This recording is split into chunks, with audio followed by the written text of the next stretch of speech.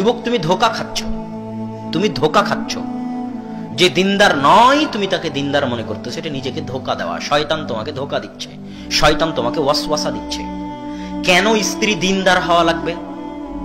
এখানে আরেকটা কথা বলি, কিছু যুবক এই কথা শুনে একটু হাসতেছে, তো এই জন্য এখানে আরেকটা কথা বলতে হয়। সেটা কি, আমার একটা ক্লাসমেট নাম হচ্ছে নানজু মানজি, খুব ভালো মেধাবী ছাত্র, আমার সাথে মাস্টার্সের চান্সও পেয়েছে। তো অনার্সে পড়া অবস্থায় তাকে আমি একদিন জিজ্ঞেস করছিলাম গল্পে গল্পে যে তাদের দেশে ছেলে মেয়েদের মধ্যে প্রেম প্রীতি আছে না নাই, অবৈধ সম্পর্ক যেটা বলা হয়। তা আমি আরবিতে বলেছি মোহাব্বাহ বা ইশক। তো ওই ছেলে খেপে গেছে, রাগান্বিত হয়ে গেছে। আমি বুঝলাম না যে কেন রাগান্বিত হওয়ার। আমি বললাম, লেশ টাকা এত রাগান্বিত হওয়ার কারণ কি? তো বলতেছে, কেন রাগান্বিত হবে না, তুমি ইসলামকে অপমান করতেছো। আজিব, আমি ইসলামকে কিভাবে অপমান করলাম? আমি ইসলামকে কিভাবে অপমান করলাম?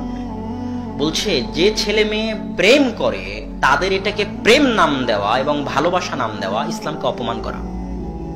এখনো বুঝেননি? এই সম্পর্কটার ইসলামে কি নাম আছে? জেনা। এই সম্পর্কটার ইসলাম কি নাম দিয়েছে? জেনা। তুমি আমাকে বলো যে আমাদের দেশে জেনার সম্পর্ক হয় না, হয় না, তাহলে তোমার প্রশ্ন ঠিক আছে। তুমি আমাকে এটা কেন জিজ্ঞেস করতেছো যে আমাদের দেশে ভালোবাসা প্রেম প্রীতি আছে না নাই? তুমি এই ভালোবাসা প্রেম প্রীতি শব্দটা জেনার ক্ষেত্রে লাগিয়ে ইসলামী পরিভাষার অপমান করেছো। কত ভারী কথা, বুঝতে পারছেন? এই কথার ওজন কত, বুঝতে পারছেন? তাহলে যুবক, এখানে হাসার অবকাশ নেই। তোমার এটা ইসলামের পরিভাষায় প্রেম ভালোবাসা বললে, মহাব্বত বললে ইসলামকে অপমান করা হবে, এটা আমার বলার সুযোগ নাই। এটা তোমাকেও বলতে হবে যে আমি জেনা করতেছি। এখন আমার সাথে যে জেনা করতেছে সে অনেক দিনদার, এটা বলতে হবে, তাহলে আরো মজাক হবে। এখন তুমি বলো যে তোমার সাথে জেনায় লিপ্ত আছে সে দিনদার কিনা, ভালোবাসা বলিও না, প্রেম বলিও না, তাহলে ইসলামের অপমান হবে। সম্মানিত উপস্থিতি, তো দিনদার মেয়ে কেন বিবাহ করতে হবে? দিনদার পরহেজগার তাকওয়াবান মেয়ে কেন বিয়ে করতে হবে? কেননা একটি আদর্শ ইসলামী পরিবারের সবচেয়ে বড় ভিত্তি, সবচেয়ে বড় খুঁটি, সবচেয়ে বড় স্তম্ভ হচ্ছে সতী পরহেজগার তাকওয়াবান স্ত্রী। এই সতী তাকওয়াবান পরহেজগার স্ত্রীর মূল্য আল্লাহ এবং তার রাসূলের নিকটে, ইসলামের নিকটে সীমাহীন ও অপরিসীম। রাসূল সাল্লাল্লাহু আলাইহি ওয়াসাল্লাম বলছেন, ইন্নাদ দুনিয়া কুল্লুহা মাতা, দুনিয়া এবং দুনিয়ার মাঝে যা কিছু আছে সবই সম্পদ। ওয়া খায়রু মাতাইহা আল মারআ সালিহা, আর সবচেয়ে দামি, সবচেয়ে মূল্যবান, সবচেয়ে শ্রেষ্ঠ সম্পদ হচ্ছে একজন সতী পরহেজগার নারী, মহিলা, স্ত্রী। এটা আল্লাহ রাসূল বলে গেছে। কেন এত মূল্য?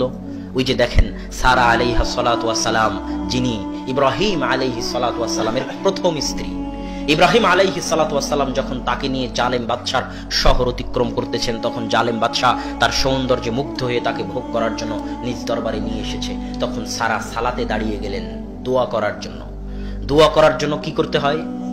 সালাতে দাঁড়াতে হয়। আপনাদের সমাজে একসাথে হাত তুলে দোয়া হয় নাকি? এখনো হয় না? আলহামদুলিল্লাহ, তাহলে বলার প্রয়োজন নাই। দোয়া করার জন্য কোথায় দাঁড়াতে হয়? সালাতে দাঁড়াতে হয়। তিনি সালাতে দাঁড়িয়ে গেলেন। সালাতে দাঁড়িয়ে গিয়ে বলছেন, আল্লাহুম্মা ইন কুনতা তা'লাম, হে আল্লাহ, আপনি যদি জেনে থাকেন আমি সারা আমার পর্দা, আমার ইজ্জত, আমার লজ্জা স্থানের হেফাজত করেছি, আমার আমানতের খেয়ানত করিনি, তাহলে আজকে এই কঠিন দিনে আপনি আমার উপর লা তুসাল্লিত আলাইয়াল কাফির, এই কাফের জালেমকে আমার উপর জয় করিয়েন না। মুখ দিয়ে উচ্চারণ করা শেষ হয়নি, জালেম বাদশার হাত পা অবশ হয়ে গেছে। এটা একজন সতী পরহেজগার নারীর গুরুত্ব আল্লাহ সুবহানাহু ওয়া তাআলার নিকটে।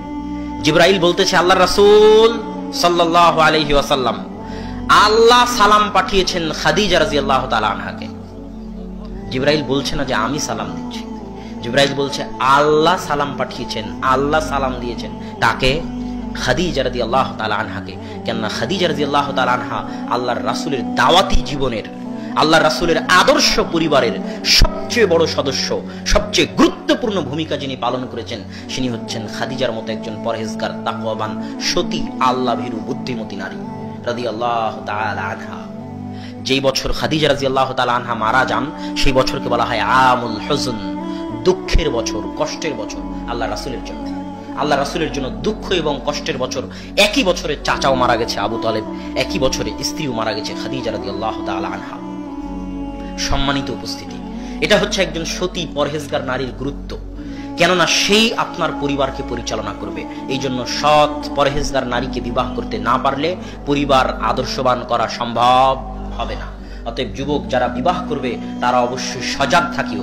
সাময়িক আনন্দকে প্রাধান্য দিতে গিয়ে স্থায়ী শান্তিকে পর্যুদস্ত করিও না। সাময়িক আনন্দকে প্রাধান্য দিতে গিয়ে স্থায়ী শান্তিকে নষ্ট করিও না।